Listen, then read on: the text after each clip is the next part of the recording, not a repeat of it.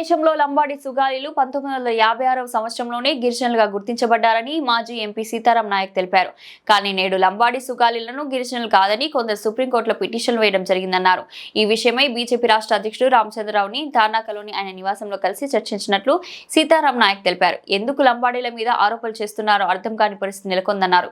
దీనిపై కేంద్ర ప్రభుత్వం తప్పకుండా వివరణ ఇవ్వాల్సిన అవసరం ఎంతైనా ఉందన్నారు. ఇప్పటికైనా ఈ విషయమై 3 సార్లు కోర్టుల కేసులు కొట్టివేయడం జరిగిందన్నారు.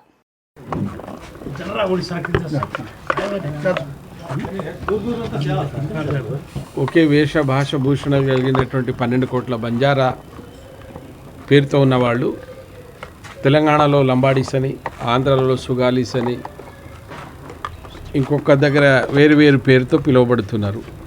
వీళ్ళు ఎక్కడ ఉన్నా ఒకే వేష భాష ఆచారాలు ఉన్నటువంటి వాళ్ళ మీద గత కొద్ది కాలంగా అంటే 2018 నుంచి వీళ్ళు లంబాడీలు కాదు, అసలు వీళ్ళు గిరిజనులు కాదు, వీళ్ళని గిరిజనుల నుంచి తొలగించాలని కొన్ని పిటిషన్స్ పడతా ఉన్నాయి. దాన్ని సంబంధించి మేము మొన్న కాంగ్రెస్ పార్టీకి సంబంధించినటువంటి నాయకులను కలిసాం. ఇది ఏ పార్టీకి సంబంధించింది కాదు, ఇక్కడ ఉన్నటువంటి వాళ్ళంతా రిటైర్డ్ ఉద్యోగులు, కొందరు పార్టీకి సంబంధించిన వాళ్ళం. మేమంతా మా అప్పీల్ వాళ్ళకి చేస్తూ ఉన్నాం. మొన్న కాంగ్రెస్కి ఇచ్చాం. ఇవాళ గౌరవ తెలంగాణ రాష్ట్ర భారతీయ జనతా పార్టీ అధ్యక్షులు రామచంద్రరావు గారిని కలిసి మా నివేదిక ఇచ్చాం. నివేదిక ఏంటిదంటే, ఈ దేశంలో 1956లోనే గిరిజనులుగా గుర్తించబడ్డటువంటి లంబాడి సుగాలీలను ఆంధ్రలో గుర్తించబడితే 1976లో తెలంగాణలో గుర్తించబడ్డారు.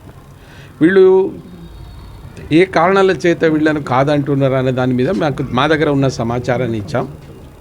కానీ నేను ప్రభుత్వాలను కోరేది ఏంటంటే, 1కి 4 సార్ల యాక్ట్ అయినటువంటిది, 1కి 4 సార్ల సుగాలీలు, లంబాడీలు, బంజారాలు ఎస్టీల జాబితాలో చేర్చారు. ఒకటి 1956, రెండవది 1976, మూడవది 2003, ఫోర్త్ మొన్న రీఆర్గనైజేషన్ బిల్లులో కూడా 2 రాష్ట్రాల్లో కొనసాగినటువంటి కులాలు, ఆంధ్రప్రదేశ్లో కొనసాగిన కులాలు 2 రాష్ట్రాల్లో ఏర్పడుతుంది అన్నారు. డౌట్ ఏందో నాకు అర్థం కావడం లేదు. నేను ఒకటే అడుగుతున్నా ప్రభుత్వాలను, పోయిన ప్రభుత్వాన్ని అడిగినా, ఇప్పుడున్న ఈ ప్రభుత్వాన్ని అడుగుతున్నా, కేంద్ర ప్రభుత్వాన్ని కూడా మేము క్వశ్చన్ చేస్తున్నాం. ఎందుకు మా మీద ఈ వివక్ష వాళ్ళు చూపినప్పుడు వాళ్ళు దొంగలు అంటున్నారు, దొంగదారిలో వచ్చింది అంటున్నారు. క్లారిఫై చేయవలసిన బాధ్యత మీ దగ్గర కదా. మీ దగ్గర గిరిజన సంక్షేమ శాఖ ఉన్నది. ఏం తగలబెట్టి చూడాలనుకుంటున్నారా? పోయినసారి తగలబెట్టిన జరిపోలే, ఆదిలాబాద్లో 2-3 ప్రాణాలు పోయినాయి. ఇప్పుడు అదే పరిస్థితి అనిపిస్తుంది. అదే కాదు, మాలాంటి మాట్లాడితే మమ్మల్ని కూడా టార్గెట్ చేస్తున్నారు.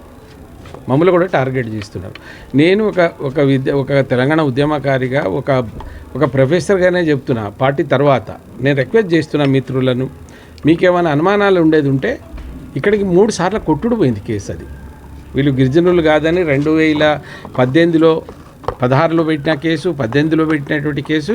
ఇక్కడ హైకోర్టు ఇది మా పరిధి కాదు, సుప్రీంకోర్టు పరిధి కూడా కాదు, ఇది కేవలం పార్లమెంట్లో అన్నారు. మరి పార్లమెంట్ ప్రక్రియ దగ్గర వచ్చాం. ఇది నేను అనేది ఏంటంటే, మా ఇద్దరి మధ్యన డిస్ప్యూట్, మాకేం డిస్ప్యూట్ లేదు, వాళ్ళకి డిస్ప్యూట్ ఉన్నది మేమేదో తినిపోతున్నామని.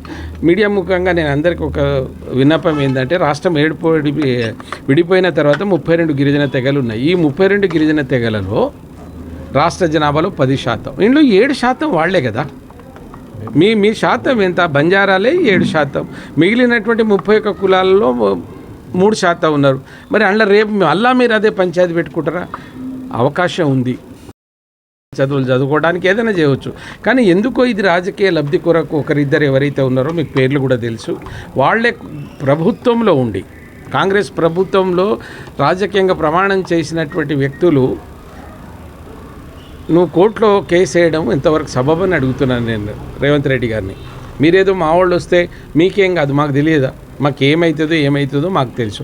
సమస్య వచ్చినప్పుడు పరిష్కరించండి సార్, వాళ్ళిద్దరిని కూర్చోబెట్టండి. ఇప్పుడు మళ్ళీ ఏమైనా కావాలని చూస్తున్నారా? దీని వెనుక మీ చెయ్యే ఉన్నది అంటున్నారు కదా. అది కాదని నిరూపణ చేసుకోవడానికి ఈ గిరిజనులు చట్టబద్ధంగా వచ్చిరా లేదా తెలపవలసినటువంటి బాధ్యత ఇక్కడ ఈ ప్రభుత్వాన్ని ఉంది. వీళ్ళు ఏమైనా అనుమానంగా మాట్లాడితే కేంద్ర ప్రభుత్వం కూడా చెప్పవలసిన బాధ్యత ఉంది. అందుకోసం మిత్రులారా, అన్యాయంగా మా జాతిని బాగా ఫెరోషియస్గా ఉన్నారు యువత, వాళ్ళకి రిక్వెస్ట్ చేస్తున్నా, మీరు ఎలాంటి అలజడి చేయవద్దు. ఎటువంటి దానికి మమ్మల్ని కూడా ఏమన్నా కూడా మీరు ఏం స్పందించు, శాంతియుతంగా మీ హక్కుల కొరకు మనం అడగవచ్చు, పోరాడవచ్చు, కానీ ఎవరి జోలికి పోవద్దని వాళ్ళకి మనవి చేస్తూ ఇప్పటికున్న రాష్ట్ర ప్రభుత్వం వెంటనే సుప్రీంకోర్టులో ఏదైతే వేశారో ఎల్లుండి మేము వెళ్తున్నాం. మేము కూడా అక్కడ కేంద్ర ప్రభుత్వాన్ని కూడా అడుగుతాం. కేవలం మా అప్పీల్ ఏందో మాకున్న రైట్స్ ఏదో చెప్పుకోవడానికి. చివరికి 300 ఆర్టికల్ 42 ఏం చెప్తుందో చూడండి. ఎవరికి లేని లక్షణాలు ఈ జాతికి ఉంది. మేము వేసుకునే బట్టలు ఈ దేశ ప్రపంచంలో ఎవరు వేసుకోరు. మేము మాట్లాడే భాష కూడా ఎవరు నేర్చుకోరు. మా ఒంటరితనంగా తండాల పేరుతో ఉండేది ఇవన్నీ 342లో ఉన్నాయి కదా. ఇంకేం కావాలి మీ దాఖలాలు? ఇక్కడికి కూడా ఈ రాజకీయ ఎత్తుగడలను మాని కలిసి ఉందాం, మనందరి ఎదుగుదల కొరకు పోరాడాలని తెలియజేస్తూ ముగిస్తాం. ఒకవేళ వాళ్ళ ఫలాలు మేమే తింటున్నట్టు మా శాతం అంతా 7% ఒకటే భాష లంబాడీలు కదా. వాళ్ళ శాతం ఎంత? 3%. 3% ఎన్ని కులాలు ఉన్నాయి? 31 కులాలు ఉన్నాయి. వాళ్ళ కోపం వస్తుంది. మీరు 7 ఎమ్మెల్యేలు ఎట్లున్నారు? మీరు 7 ఎమ్మెల్యేలు ఉన్నారు, ఒక ఎంపీ ఉన్నారు. మేము అట్లా లేము కదా. మరి లేనప్పుడు మీరు ఎట్లా తినిపోయింది అంటున్నారు? ఇప్పుడు ఐఏఎస్ ఐపీఎస్ కండక్ట్ చేస్తారండి తెలంగాణలో. చేసేది యూపీఎస్. అక్కడ పోరాడి మనం సాధించుకోవాలి. తెచ్చుకునే వాళ్ళని కూడా మీరు ఇట్లా మాట్లాడితే మేము ఏం చేయాలి? ఏం తినిపోయినట్టు చెప్పండి. తినిపోతే పోదాం.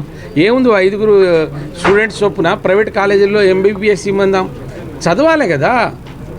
ఇవాళ ఐటీడీఏలు మీరే కదా ఎక్కువగా ఉపయోగించేది, మేము కాదు కదా. మరి అటువంటిప్పుడు దీని మీద ఇది పెద్ద అర్థరహితమైనటువంటి వాదన వాళ్ళది.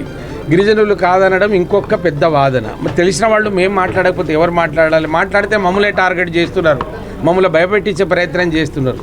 ఏం చేయగలుగుతారు మీరు? 35 లక్షల లంబాడీలు ఇక్కడ ఉంటే మీరు ఏదో ఒక కులం మీద ఎంతమంది ఉంటారో మీరే చెప్పండి. ఇటువంటి దాడులకు ఇటువంటి ఏదైనా చేయడానికి రావద్దు. మేము వాళ్ళది ఏమీ తినిపోలేదు అనడానికి ఆంకడాలే ఉన్నాయి కదా. అయినా 7 టీచర్లు కనబడితే కువయాలో ఉన్న 1-2% మీరు 2-3 కనబడతారు కదా. మరి దీన్ని కూడా అర్థం చేసుకోకుండా మాట్లాడితే ఇది రెచ్చగొట్టే కార్యక్రమం తప్ప ఇంకోటి కాదు. 100కు 100% బంజారాలు గిరిజనులు అనేది ఇవాళ కాదు నిర్ధారించబడింది.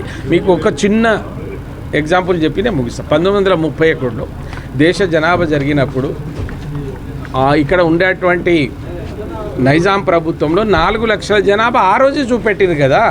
ఆ రోజులే గిరిజనులుగా చూపెట్టిరు కదా. మరి మీరు గిరిజనులు కాదంటే ఎట్లా?